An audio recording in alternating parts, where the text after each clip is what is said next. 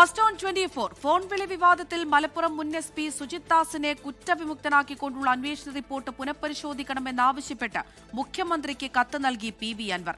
സർക്കാർ നിയോഗിച്ച SITക്ക് മുൻപാകെ സുജിത് ദാസുമായുള്ള ഫോൺ സംഭാഷണം അടങ്ങിയ പെൻഡ്രൈവ് സമർപ്പിച്ചതായും കത്തിൽ സൂചിപ്പിക്കുന്നു. ഗോകുൽ കെ വേണുഗോപാൽ വിവരങ്ങൾ നൽകാനായി ചേരുന്നുണ്ട്.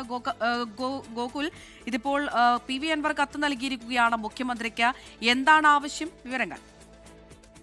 ഈ സുജിത് ദാസിനെ കുറ്റവിമുക്തനാക്കിക്കൊണ്ടുള്ള ആഭ്യന്തര സമിതിയുടെ റിപ്പോർട്ട് പുനഃപരിശോധിക്കണമെന്ന് ആവശ്യപ്പെട്ടുകൊണ്ടാണ് PV അൻവർ ഇപ്പോൾ കത്ത് നൽകിയിരിക്കുന്നത്. നിലമ്പൂർ MLA ആയിരിക്കെയാണ് സുജിത് ദാസിനെതിരെ ഗുരുതരമായിട്ടുള്ള ആരോപണങ്ങളുമായി PV അൻവർ രംഗത്ത് വരുന്നത്.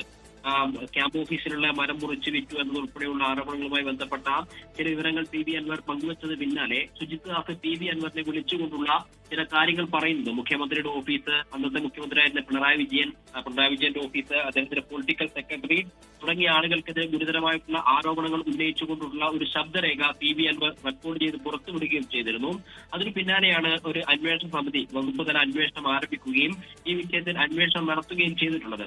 എന്നാൽ ഈ മാസം മെയ് മാസം 1-ാം തീയതിയോട് കൂടിയിട്ട് സുജിത് ദാസിനെ കുറ്റവിമുക്തനാക്കിക്കൊണ്ടുള്ള ക്ലീൻ ചിറ്റ് നൽകിക്കൊണ്ടുള്ള ഒരു ഉത്തരവ് വരികയാണ് ഉണ്ടായത്. അതിൽ പ്രധാനമായും പറയുന്ന ഒരു കാര്യം, ഈ PV അൻവർ ഉന്നയിച്ചിട്ടുള്ള ആരോപണങ്ങൾ തെളിയിക്കത്തക്ക വിധത്തിലുള്ള തെളിവുകൾ സമർപ്പിക്കാൻ അദ്ദേഹത്തിന് സാധിച്ചിട്ടില്ല എന്നാണ്. അതായത് PV അൻവർ അന്വേഷണ സംഘത്തിന് മുമ്പാകെ ഹാജരാവുകയോ മൊഴിയെടുക്കുകയോ ഒന്നും ചെയ്തിട്ടില്ല. ഗോകുൽ കെ വേണുഗോപാലാണ് വിവരങ്ങൾ നൽകിയത് മലപ്പുറത്ത് നിന്ന്.